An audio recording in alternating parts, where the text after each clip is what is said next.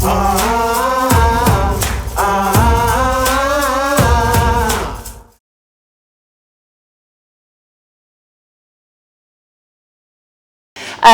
I just want to thank my two esteemed guests who've joined me on the panel. So my name is Emma Lindley. I am co-founder of Women in Identity, which is a non-profit organisation focused on bringing diversity and inclusion to the digital identity industry.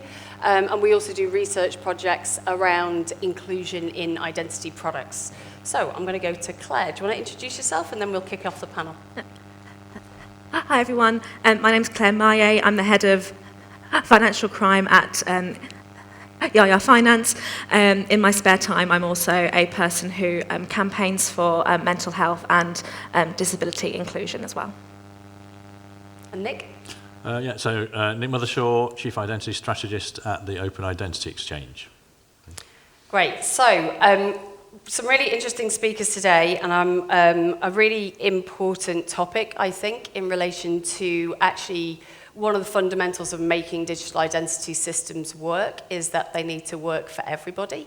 When we think about digital identity systems, we often talk about them as being, you know, the gatekeepers, the keys to being able to access things like financial inclusion, government digital services, healthcare services, and if we don't have inclusion potentially in these systems, then that means that we're actually actively excluding people from being able to use other services. So I'm going to kick off with Nick, because I know that the Open Identity Exchange has recently done a project in this area, and it was focused in the UK, looking at people in the UK that have difficulty proving their identity, which I think is it's really interesting, because I have lots of discussions with people kind of all over the world about identity, and often people say, oh, well, you know, people that have challenges with identity systems, you know, they're based in, you know, Ghana or Kenya or India or something like that, rather than them being in the UK. But I know that the OIX has just done this project, so I'd be really interested to know a bit more about the project and, like, who are the people that have challenges with identity in the UK and what's the impact to them? Yes, thanks, Emma. So we have an inclusion steering group at the Open Identity Exchange, which includes Women in Identity, various other trade bodies such as UK Finance, TISA, and also, importantly, people like the Post Office, who have a kind of big outreach and a big inclusion agenda, but also government departments. So we have DWP, we have Disclosure and Barring Service, we have Government Digital Service, we have DCMS. So we all come together to look at this challenge of inclusion in digital identity, specifically in the UK. And in our conversations, we said, wouldn't it be useful if we knew more about the people who are struggling to get a digital ID? So on the back of gov.uk Verify, quite a lot of people struggled to get into that ecosystem, to get themselves a digital ID. And that was largely because the ways in were all digital. So if you already had a digital footprint, or you had a passport, or you had a driving license which could be digitized and scanned, then you could get into the ecosystem.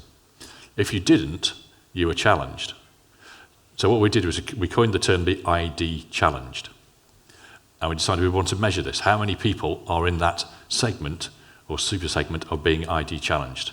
So we teamed up with Experian, who have a segmentation analysis, and we asked them to work out how many people in their mosaic segments, of which there are 64 different geodemographic segments, don't have a driving license, don't have a passport, and don't have a decent credit file, because footprinting on credit reference agencies like Experian is a key way to get people into the ecosystem through data. So we worked that out, and we added that up, and we got 5.9 million people. So we now know there's 5.9 million people in the UK who are ID challenged if you ask them to get an ID purely based on data or passport and driving license. But we wanted to know more about them, because we wanted to know their age and where they were, so we can work out how we can help them. So we did a segmentation, and we ended up with 5 segments, and they were quite broadly spread. We ended up with a group of people who were young, kind of 18 to 25, who don't have a passport or a driving license because they don't need one. They can't afford to travel on holiday. They don't drive, nor do they have anything more than a single credit account, which is probably their bank account. They're going to struggle to get into the ecosystem. A lot of them are living at home still. So they don't even have their own kind of address footprint. We've then got a slightly older group, and a lot of these people are in gig economy, they're renting. Again, they don't have a passport and a driving licence because they don't travel or drive. A lot of these people are in Birmingham, in London and Manchester because they're in urban areas. We then have an older group who are, as you might expect, beyond credit. They don't need credit anymore. They don't travel anymore, even if they did when they were younger, and they don't drive. Then we have a group that is rural. So I got a segment that was rural, and that's a kind of mixed age group, but it's spread in more geographically remote areas. And again, you might be surprised they don't have a driving license because they can't afford a car. It might be desirable to have a car, but they can't afford one. They don't travel. So we now know more about who these groups are. And then what we're able to do is say, well, actually, how can different data sets help these groups? So we looked at things like, what if we could get NHS data? Well, that would help everybody, but pretty unlikely that we can start using that for ID validation. What about getting at DWP's data? Remember, DWP are in our group. So that might be a possibility. We can start verifying people's address as known by DWP and maybe verifying against their national insurance number. That gives us a good footing to know that they exist and they know something about themselves. It's not a full identity verification, but it's a good first step. We then look at things like council tax data. That's another area. And a key area was, what about open banking? And what we worked out is if we bring open banking into the mix, and that can be used to verify a person, and they can log on with it to prove it's them, that will bring about 2 million of our 6 million people into the ecosystem. So we've got a quick win there. And what we're doing next now is working out how do we move forward with these different data sets to bring more of them into availability in the market for ID proofing. That means we can bring more of the ID challenge. But it's not just about data, because we won't solve the problem with data because not everybody has data. We need to look at other techniques as well, but I won't come on to those. I'll leave you to talk more about those as we go on. So that's really interesting. So 5.9 million people. So what sort of percentage is that of the population? Is that about? It's of the kind of adult population, it's 12 to 15%, depending on how you measure it. 15% of people in the UK really struggle to prove their identity. So I think it's really interesting, I think, because, you know, when we talk about ID challenge, you know, and I've had lots of conversations with people, they're like, well, everyone's got a passport and everyone's got driving licenses, but the facts are that people don't have those documents, and that's a real challenge. And now, if we think about, and often people talk about, you know, inclusion as being kind of one of those like softly things that, you know, maybe it would be a nice thing to have. I think McKinsey have done a study about digital identity and the economics of digital identity and the GDP growth that you can get for a entire country if you have a fully functioning digital identity system. And it's anywhere between 3 and 16% GDP growth. Now, for the UK, I think and that depends on the actual digitisation, existing digitisation. So for the UK, it's about 3%. Now, if we're talking about, if we get a digital identity system fully functioning in the UK, you know, we could get 3% GDP growth because of all of the cost savings, because of all the extra digitisation that we can do of services like financial services. So what we're saying is, if we can't get those people in from an ID challenge perspective, we're going to be knocking at least 10% off that 3% of GDP growth. So it's significant, I think. And when we think about countries like Estonia, you know, they report, because they have a digital identity system in Estonia, is about 2.5% GDP growth that they've had from their digital identity system. Now, that is their entire NATO contribution. So it's significant amounts of money that we're talking about, and the impact of exclusion in this country could potentially, at a macroeconomic level, have quite a big impact by the sounds of things. So just in terms of, I'd really like to hear from you, Claire, what's the link between, we talked a little bit about the link between ID and financial inclusion, but you know, you work at a financial services company. What do you see the link between ID and finance? Well, I think there's always going to be that issue about how do we prove that the customer is who they say they are. I come from a fraud background, so it's ultimately my job to try and keep the good guys in and keep the bad guys out. So for me, my sort of main bugbear is just making sure, do we have enough in place to make sure that if a customer comes to us asking for a credit card, are we able to identify that they are who they say they are? I also come at it from a person who stammers and from someone who has a sister who is special needs and therefore doesn't have the mental capacity to look after her own finances. And so I come at it from the opposite of, you need to make sure that you're doing what you can to let people like us who have mental health problems or disabilities to allow us to access those products and those services. And there have been many, many times when I've called up a company and I've been asked security questions and I've been asked my name. And I've gone, and they've gone, you're a fraudster because you can't say your name. And they'll ask me other things that I can't say because I will stammer on my personal details. And I'll instantly fail security because they think, oh, well, you obviously can't answer basic questions like your name, date of birth, home address, etc. And so, especially from someone who sort of works in that space, it's even more frustrating. And I think when we talk about inclusivity, everyone should have access to the core financial services that they need. If they want to live in a house, they should be able to have a mortgage. If they have a job, they should be able to have a bank account so that their salary can go into that. And so if we're automatically sort of putting up these barriers that stops people from accessing it through no fault of their own, then that's something that we really need to change. Yeah, we really need to think about that, don't we? And Nick, have you got a perspective on that, just in terms of like in the work that you've done, and I know you've been in the industry for a long time, but those links between ID exclusion and financial exclusion, have you kind of seen things changing over time? Do you see that as being more important nowadays, or what? Yeah, I mean, if you haven't got basic ID, you can't get into finance. If you can't get into finance, you can't live in this society, can you? So it's impossible. And there's a lot of work going on around getting kind of margin groups into finance. So I know there's a project which one of the large banks is involved in, working with voluntary organisations to get for those voluntary organisations to vouch them into a basic bank account with no other information other than that vouch. So that's brilliant that we're starting to address financial inclusion bit by bit. But it's the reasons for people being financially excluded are myriad. It's not, and the same with identity excluded, and that's just why we did this segmentation. It's not that we've got one problem, solve it, and we solve it for everyone who's excluded.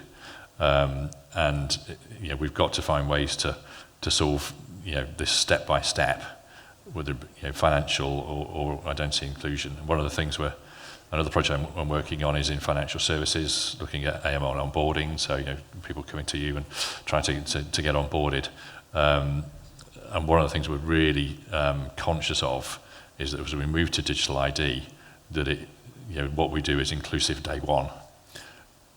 We know we won't include everyone day one, but therefore we want to have a good understanding day one of how many people we're not including and have a plan to get them into the ecosystem. And I think as we look at rolling out digital identity in the UK, or indeed in any geography, but particularly in the UK, we must see those plans for inclusion. And it's being baked into the UK Trust framework that identity providers have got to have a plan for inclusion.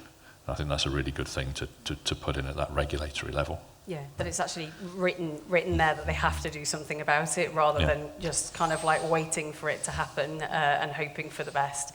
I think you just touched on there just some of the intersectionality of exclusion, and I think when we look at a lot of the stats around identity exclusion from places like the World Bank, it's often women, it's people of colour, so if you're a woman and you're a person of colour, then you're more likely to be in poverty as well. And so those layers on top of each other make it even harder for those people. And so I think the intersectionality of it, and some of the work that we've been doing at Women in Identity, we've been working on a project and kind of looking at Ghana and looking at the UK and actually doing some video interviews of people that are ID excluded.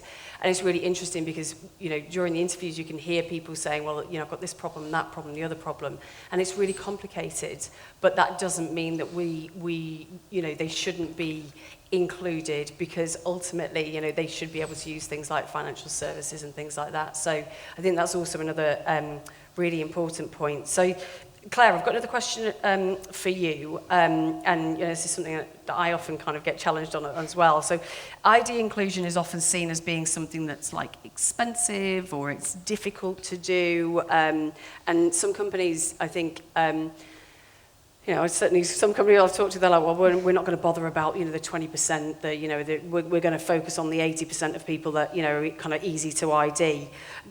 I'm really interested to know about what inclusion means to you and why you think companies should do it, and just elaborate on that a little bit more. That's a tough question, Emma. Blimey. I'd say, to me, as a person who stammers, it's the understanding piece. To me, you don't have to have the really expensive tech. You don't need to have these systems that are going to completely break the bank. If you have someone at the end of the phone who understands the basics of disability and mental health and how that can manifest itself within someone, then that kind of breaks down half of the barrier. If I were to have someone on the end of a phone, if I were to call up my bank, and if I were to call them up, and if they were to ask me those basic ID&V questions that I should be able to answer because I am who I say I am, and if I were to stammer, to have someone on the other end of the phone who isn't going to go, yeah, I'm not too sure about you because you can't say your name, to have someone who understands that, yes, I have a stammer, therefore I might not be able to answer incredibly quickly, that doesn't mean that I'm dodgy. People might think I'm dodgy, but I'm not dodgy. But just having someone within the company who understands, if you have staff education, that almost negates the need to spend so much money on all of these expensive systems. Obviously, those systems are great in what they do. That's why they exist. But I think also it's the education piece that's just as important as the tech. Okay, yeah, so I think that's a really interesting point for us to discuss a little bit more, because often, what I see in kind of our industry is people going, oh, well, exactly that. There's a technology solution for that. We're just going to fix it all with the tech.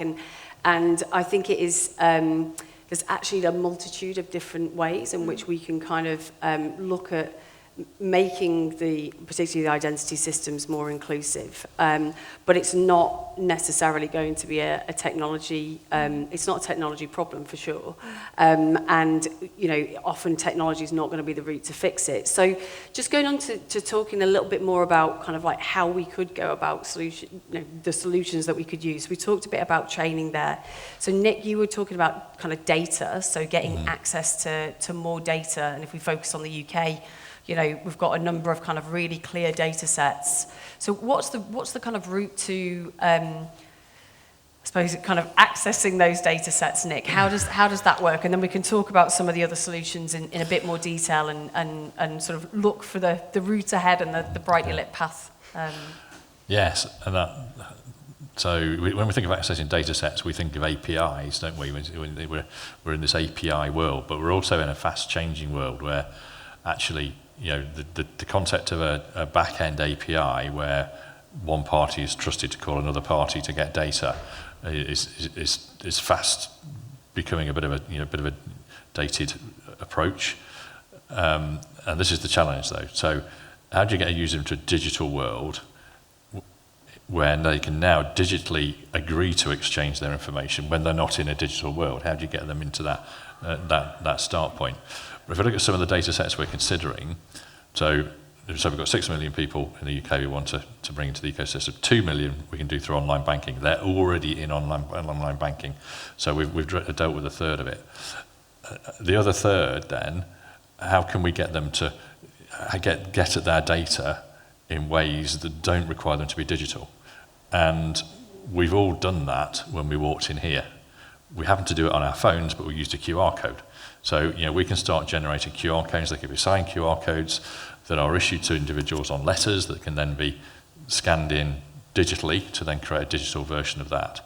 So we have a number of methods, and as we move towards verifiable credentials and the issuance of those, what we've been encouraging the UK government to think about is if the UK user is going to have a login for government, which means they do have a digital footprint with government, and a lot of these people do. So a lot of the group we've got will have a DWP login to get at services from DWP for benefits, for instance.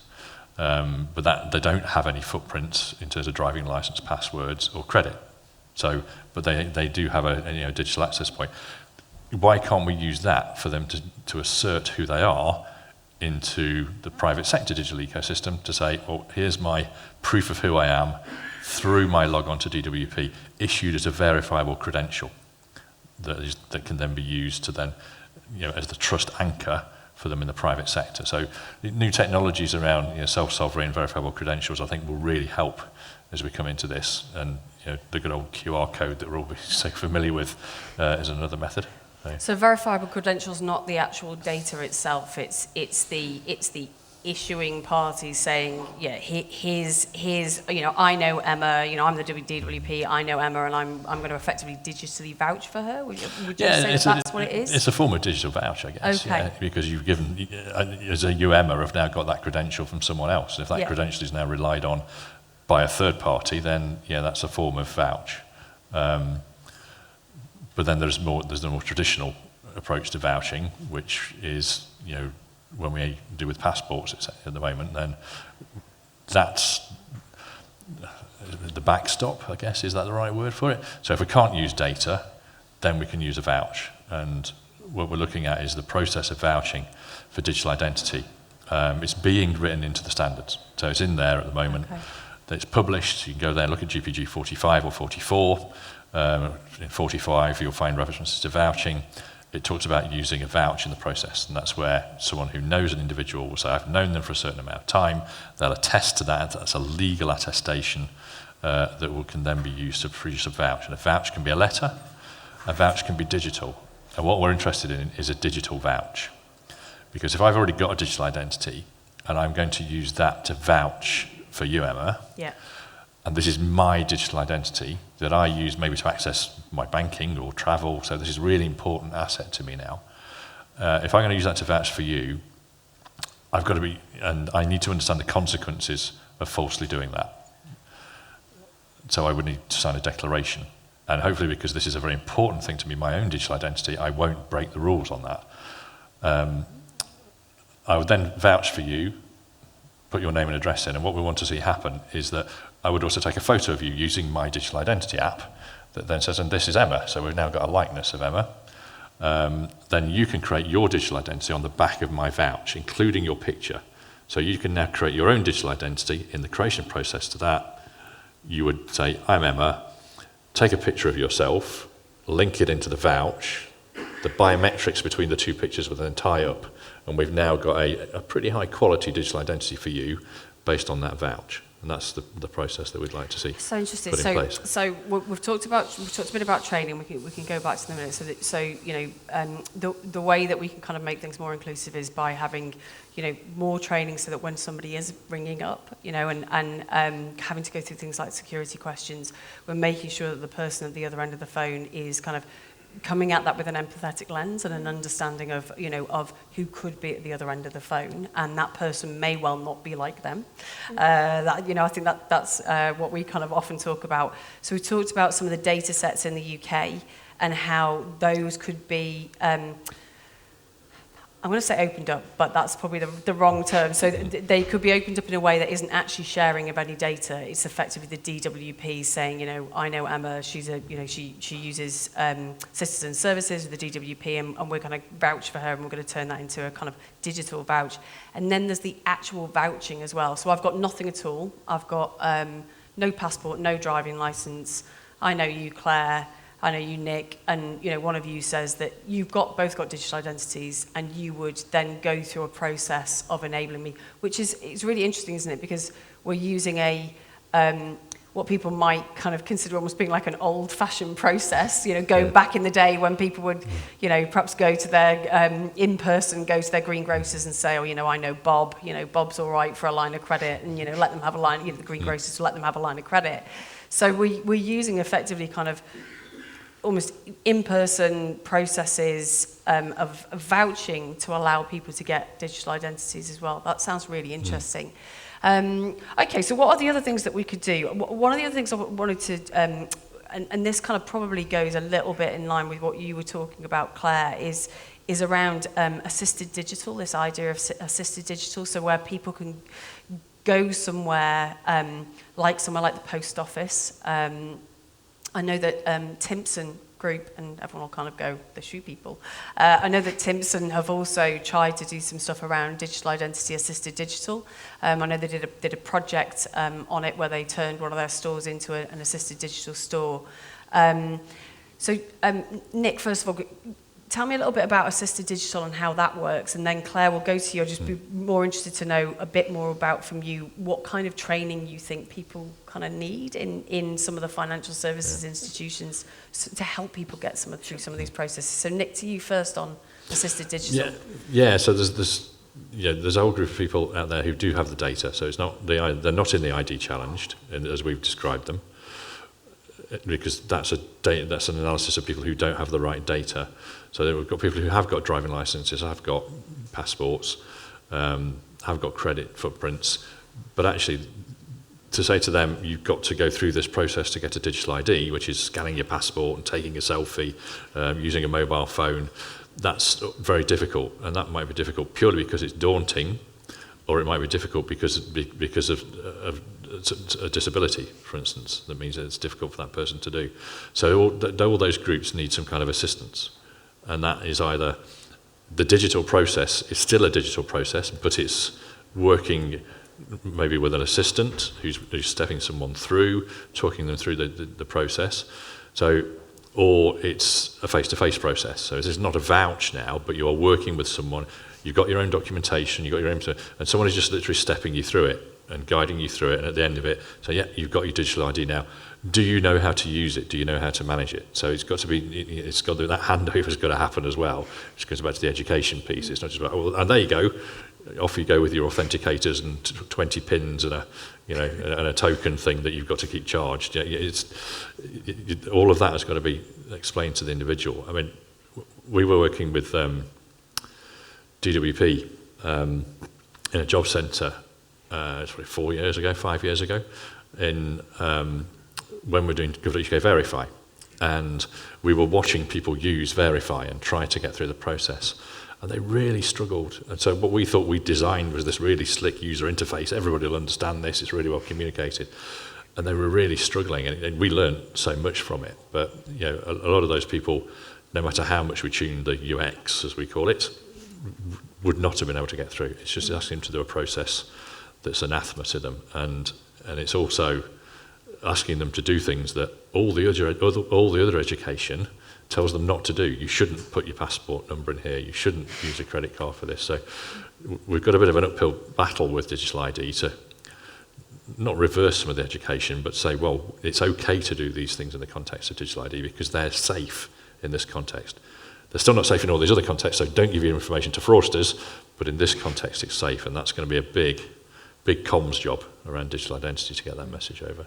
Yeah, I mean, I think doing user experience testing is really critical because and many people in the room will know with their own kind of digital journeys. You all sit in the room and go, "That's a brilliant process." Pat yourself on your back, and then you stick it in front of users, and you go, "I would never have thought they'd do that. Why have they done that?" So I've also kind of experienced that myself. So Claire, just talking about the training and that aspect of it from a financial services side, what do you think needs to happen for like education and training of kind of staff? I think, I guess it's because people within Jaja Finance often find it odd that I'm the sort of person who is trying to stop people from getting in the business if they're dodgy, yet I'm the one who's like, let's make it accessible. Let's make it accessible. They're like, but what? This doesn't make sense. So without me sort of trying to spurt legislation, the main two I would say are the Equalities Act 2010, which essentially says you cannot discriminate an individual or stop them from having access to products or services based on a load of key characteristics, of which disability is one of them. You also have the FCA guidance online, which gives a lot of information around how to treat customers fairly and how to essentially ensure that vulnerable customers are also catered for.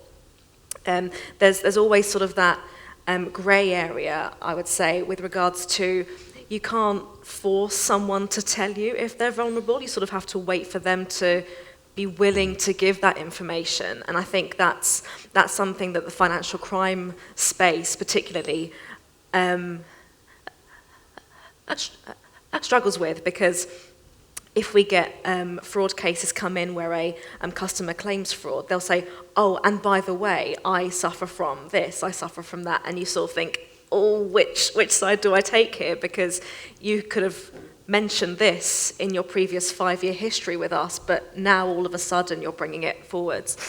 And I think it's a very fine balance to make. And I think by way of educating people, educating staff, you need to look towards the regulators and sort of see the guidance that they give. It's always updated regularly. So I would definitely sort of go towards the Equalities Act and the FCA guidance. But it isn't just educating staff, it's also keeping your customers engaged. Because customers don't have to be loyal. There's absolutely nothing anywhere that says that a customer has to stay with your business for years and years and years. If they find another provider that's more accessible, that's more caring in their approach, then they are absolutely within their right to leave you at the drop of a hat and to go elsewhere. And so it's not just the staff saying, that they are open to those conversations. They are having processes in place that are there to help those who would normally struggle with the digital identity piece. It's also reaching out to the customers and trying to meet them halfway almost, and saying, look, we've got all this in place to help you. Now you need to sort of give us the information in return to let us help you, if that makes sense. Through the process. Yeah. And then I'm going to just ask one more question, and then I'm going to just do a few questions. I think I've opened the floor to the for questions, because we're at the end session, so I'm going to run over just because I can. So what happens if we get it right? Just, really quickly, what do you think will happen if we, manage to make digital identity in the UK inclusive and we manage to get everyone using it? What happens then? From my perspective, obviously in the financial crime space, I am continually told by operations, by customer services, that I am the reason why we have an increase in customer complaints in FOS cases, because essentially I've sort of blocked the customer. And so if we were to really find that balance, I envisage a trusted relationship between the company and the provider, and that will obviously, that customer trust will increase the longevity of how long a customer stays with that company for. And if the business is really doing what they can, then I think that would inevitably lead to a reduction in customer complaints, a reduction in FOS cases, and less strain on the operations space. And I think, even though I'm sort of painting an idyllic, harmonious picture, I think it can be done. Yeah. But I think everyone needs to be on board. Obviously, there are going to be businesses that say, we're going to focus on our existing customer book, and we don't want to really worry with those who can't get into our books, because we already have enough to focus on here with our own customer book. And I think it's that changing attitudes piece, and obviously that can't be done just like that. It's going to be a societal shift as well. Yeah. But I think just in terms of being more transparent, being more open about this sort of thing, I think is only going to encourage people to come forwards. And I think if we continue the approach where we don't want to let everyone in, then we're essentially not just keeping them out, but we're pushing them further away. Okay, Nick, what happens if we get it right? What do you think? The simple answer is we all get an ID that we can use, but I should have said that. Yeah. but That would be helpful. yeah. So what does that mean, though? The fact that what we've done there is we've moved everybody to a digital world, which means we've done a number of things as a result. We've made everything more cost effective for everybody. So there's 3.9 billion upside, and a lot of that's going to come from cost savings and removing. So if we get that right, we've got the 3 billion, not the 2.5.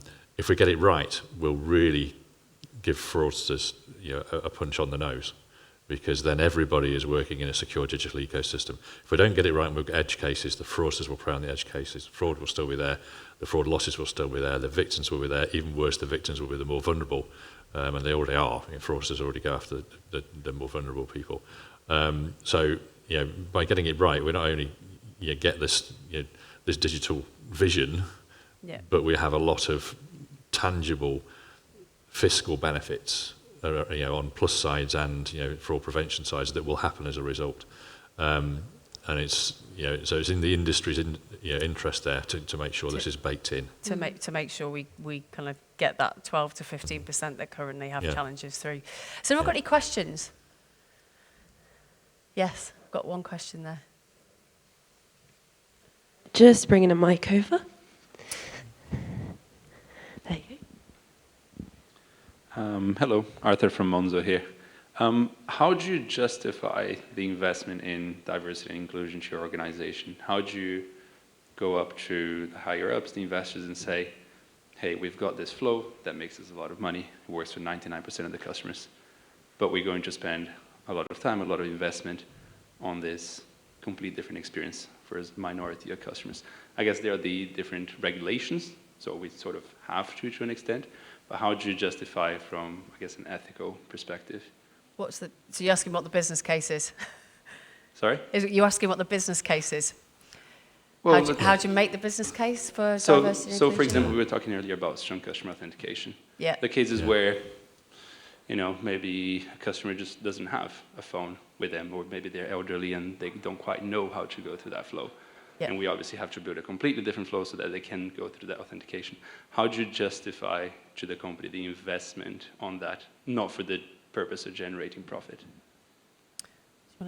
Yeah, sure. I think that's right. I think it also comes from a reputational standpoint as well. I think if obviously there are always going to be issues when you try and take those discussions higher up. I've tried to have many of them in the past. I have not been that successful. But I think it really comes down to, what does your company want to stand for? If it wants to be the kind of institution that focuses purely on those who have that digital identity, if it wants to be the type of business that sort of has this almost elitist, exclusive view, then that's the business that you work for. And I think, yes, it would be very difficult to try and change that perspective.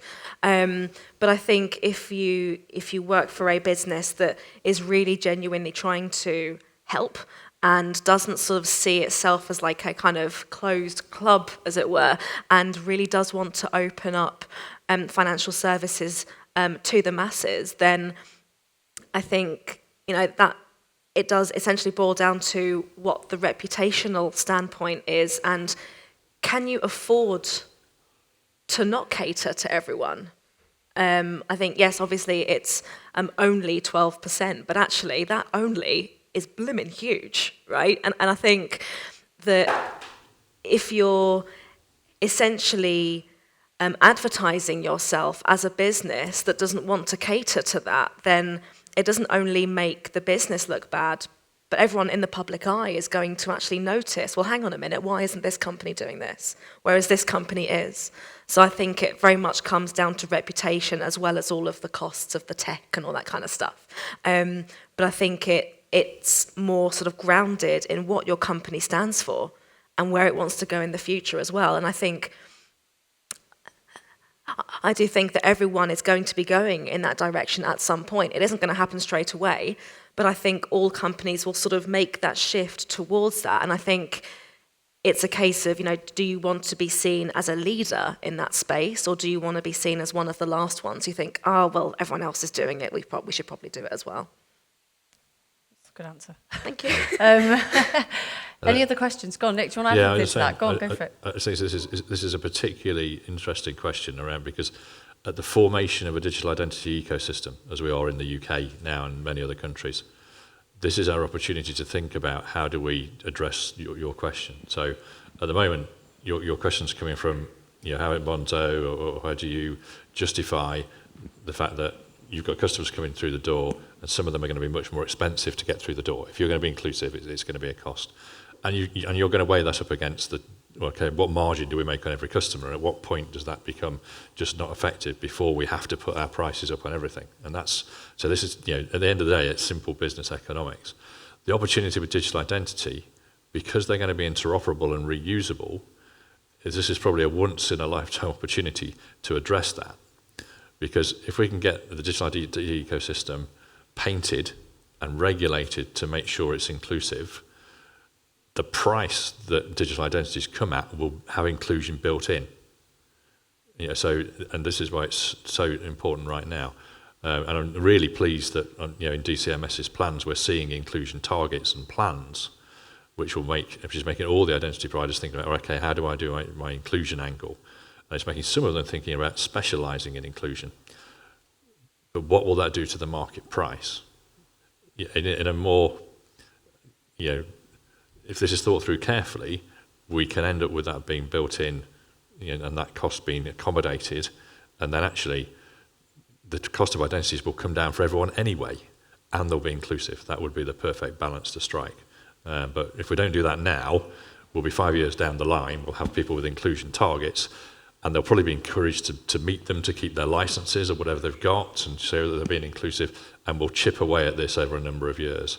And we'll address it through innovation on one hand, generational drift on another, and that we'll get everyone who's digital native, and pricing on another, because the more people we bring in at higher cost, the higher the price will go up.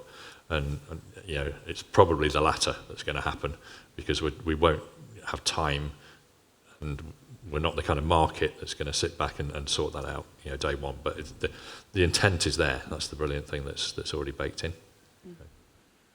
Any other questions? We have time for one more. One more question.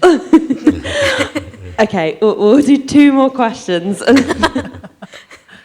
Thanks. Hi, Lauren Jones from Huawei. Just a quick question on how you bring users, or in this context, citizens, on the kind of journey, because digital ID in the UK particularly has had a number of connotations for many, many years.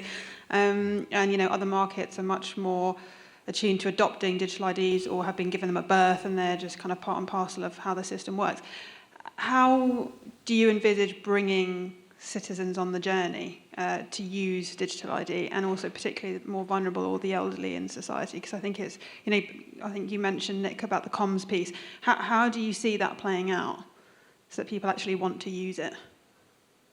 Do you want to take that one? Yeah, I'll tell that. So one of the things OAX has been saying in its feedback to DCMS and its our members as well is that comms is really important.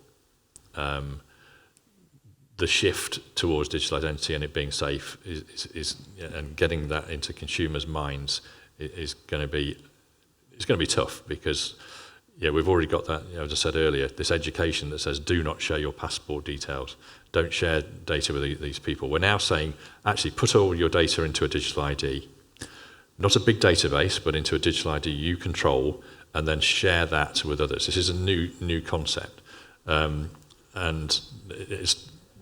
we don't think it's a difficult concept to understand. We think it's a great idea, but consumers are going to struggle. We did some testing on one of the projects I'm working on, and we had 700 odd test subjects who knew they were coming to test digital identity, then been briefed on what digital identity was, and they'd been briefed that meant maybe entering the passport or the driving license and then sharing that. So they were told that up front. We got 15% of them to the page where it said what we'd already told them, that you may have to share this data. And sorry, we got to that page. 15% of them walked away at that page, even knowing that that's what they were coming to test. So release that into the real world, we're going to lose more people at that point. DCMS have acknowledged this. They're building in their ask for funding in the spending round. They have got a big comms budget. Well, a comms budget. I don't know how big it is, because we don't know how big anything is in there yet. I hope it's a big comms budget, because it needs to be a big comms budget. But someone like DCMS promoting this is not going to work alone. It's that, again, the whole identity community, including OIX, needs to come together with this message of it's safe, it's usable. And we've got to coalesce around that message. At OIX, we're working on some user-based messaging that talks about what is a digital identity and why is it safe. And we're going to be launching that next year. So, to date, we've been very much B2B. We're going to have that consumer side of what we're doing, because our members recognise that without that, we're not going to get adoption. But it's a big task. But it's something that we're all going to be in together. Did you have a question? Yeah. Hi, I'm Nat from Cash Plus Bank. One of the things that I guess we struggle with is, like you said, customers will come to you when they've got a problem or when you've got a problem, and it's almost too late in the conversation to be having that. Is there a way in which you can get customers to trust you, to share their vulnerabilities with you before that becomes an issue, so that you can also then better support them through that journey proactively with the resources that you have? Obviously, comms is a big thing, but is there anything else that you'd suggest? Excellent question. For me, it's all about putting out the message and to show that if you offer that support, then people are going to come to you a lot more. So for me, it would be a way to overcome that would be to put messages out on your website, TV adverts, social media posts, and customer emails to not just focus on this is our product, this is what we do, this is why we're better than all of our competitors, but this is also how we can help you if you aren't considered a normal mainstream customer. And I think even now, if we see adverts on television that sort of focus on disability or mental health, everyone goes, oh, that's different, because it isn't your standard, this is our best product, this is what we do, this is why it's better than everyone else. And I think you can almost force people to think differently if you are seen as one of those companies that says, yes, we're going to advertise our products and why they're brilliant, but also this is how we're going to help you, because we care about you as a customer. We don't just want your money and your investment for the next 5, 10, 15 years, but we actually care about catering to your needs. And I think if you're able to push that message out, then that's going to be more likely to increase in disclosure numbers for, say, mental health problems or for vulnerability and that sort of thing. Lovely, thank you. You're welcome. Cool. Right, I've definitely gone over. So I am going to apologise for definitely going There's over. one final I've got one more comment. question, go on. Just one quick comment, sorry Emma. No, I'm reflecting back to the original UK ID card programme, which I was on the steering committee, pre-smartphones. We always planned registration services through trusted entities like the town hall, the post office, and whatever. And I think that would overcome your UX problem. If users knew they had to take their passport or whatever, even their birth certificate, to the local town hall on a whatever day and get enrolled, however they use it and whatever, but it might overcome a lot of this UX problem and the user fear. That's all. I don't see why we, that learning went from Home Office to Passport Office to Cabinet Office, now to DCMS, and they don't seem to look at what the previous lot did. But, they just thought, why not? we can do it for COVID jabs.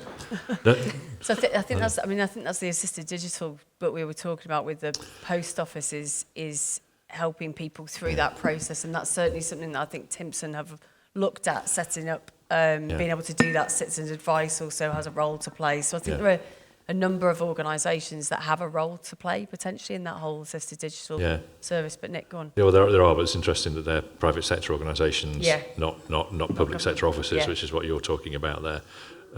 So and I think that may be, that's probably more the political intent, that it's not more burden on local council offices, of which there are less and less. I mean, the council offices has got the voter registration. The pharmacies have got medical, so they've got a verifiable ID. They've got NHS records. There's places out there you could use.